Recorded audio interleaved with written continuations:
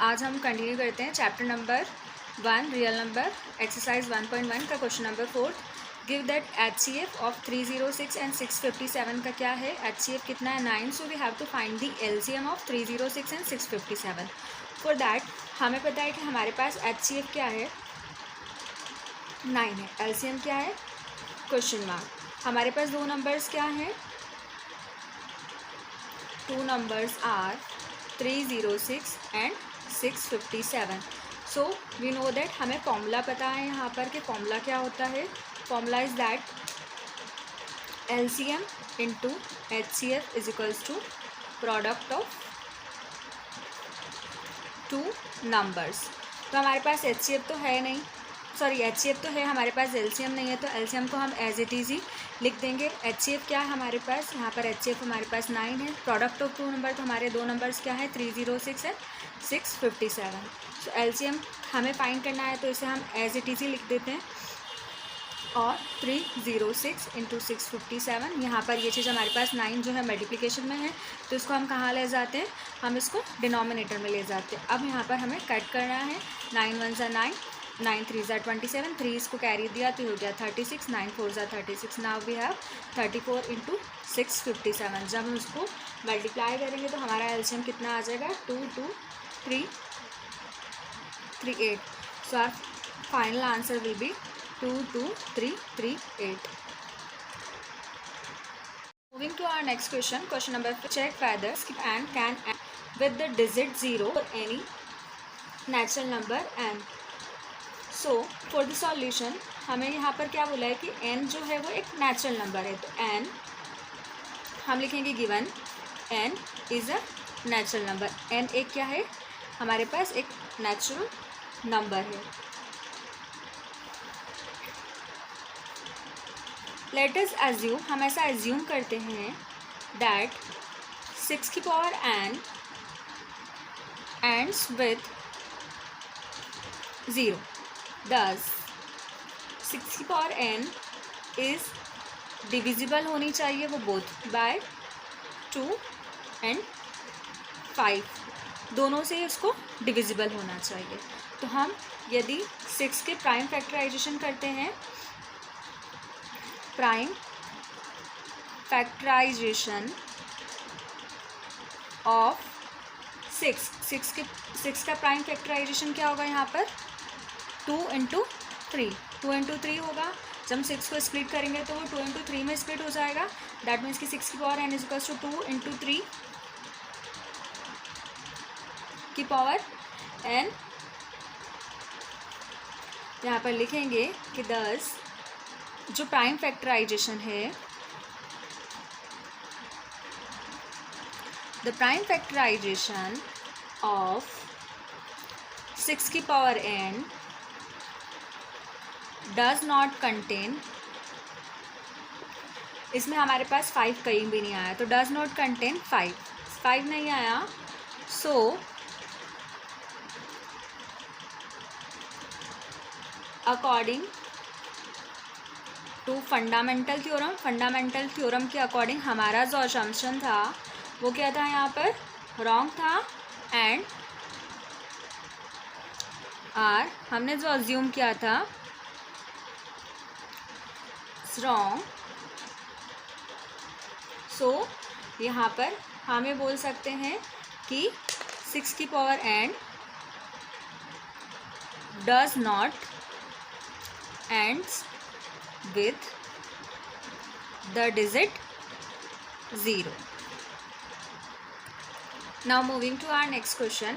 Explain why 7 into 11 into 13 plus 3 and 7 into 6 into 5 into 4 into 3 2 1 plus 5 are composite number.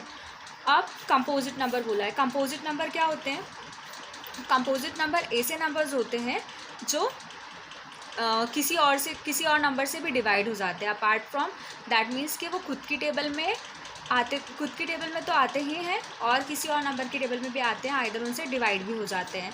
जैसे हम यहाँ पर लिखें तो 2 का कौन सा नंबर है, प्राइम नंबर है। क्यों, क्योंकि वो केवल खुद की टेबल में आता है, किसी और की टेबल में नहीं आता है। ऐसे 3 भी प्राइम नंबर है, 5 भी प्राइम नंबर है, 7 भी प्राइम नंबर है, ये खुद की टेबल में ही आते हैं, किसी और की टेबल में नहीं आते। कंपोजिट नंबर्स कौन से नंबर होते हैं जो किसी और की टेबल्स में भी आते हैं, जैसे 4 जो 2 की टेबल में भी आता है, 6 जो 2 की टेबल में भी आता है, 3 की टेबल में भी आता है, 9 जो 3 की टेबल में भी आते हैं। तो ऐसे नंबर जिनका प्राइम फैक्टराइजेशन 1 से ज़्यादा होता है वो कंपोजिट नंबर होते हैं, और जिनका प्राइम फैक्टराइजेशन मतलब जिनका फैक्टर करने पर ओनली 1 ही उनका वो रहता है फैक्टराइजेशन, तो उनको क्या कहते हैं, उनको प्राइम नंबर्स कहते हैं। सो हमारे पास पहले क्या है, 7 × 11 × 13 + 3,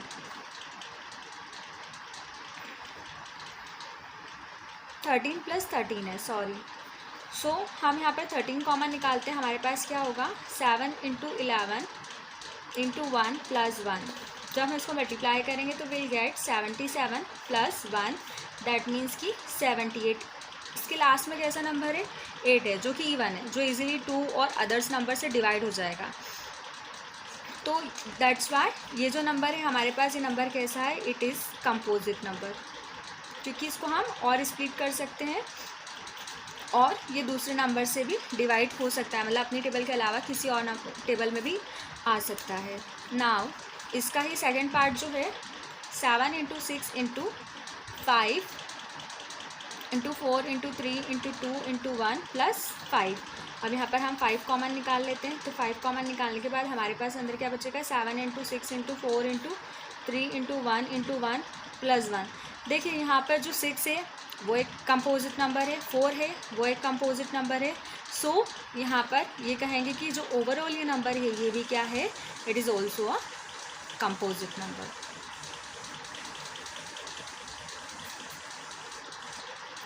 now moving to our question number 7, there is a circular path around a sports field. Sonia take 18 minutes to drive around of the field while Ravi take 12 minutes for the same। एक circular path में सोनिया ने चक्कर लगाया तो उसको 18 minutes लगे और रवि ने एक राउंड मारा तो उसको 12 मिनट्स लगे। Suppose they start the same point, दोनों ने सेम पॉइंट से स्टार्ट किया और सेम डायरेक्शन में गए। At how many minute they will be again at the start point, कितने मिनट बाद दोनों स्टार्टिंग पॉइंट पे पहुंच गए। For that what we have to find, we have to find the LCM। LCM of 18 and 12 we have, हमारे पास क्या है, जब हम 18 का LCM लेते हैं तो ये इवन नंबर है, 2 से जाएगा, 2 9 18, अगेन 3 3 1। तो यहाँ पर 18 का LCM क्या रहा, 2 × 3 × 3। हमने 12 का LCM निकाला जो कि रहा 2 6 2 3 3 and 1। तो 12 = 2 × 2 × 3।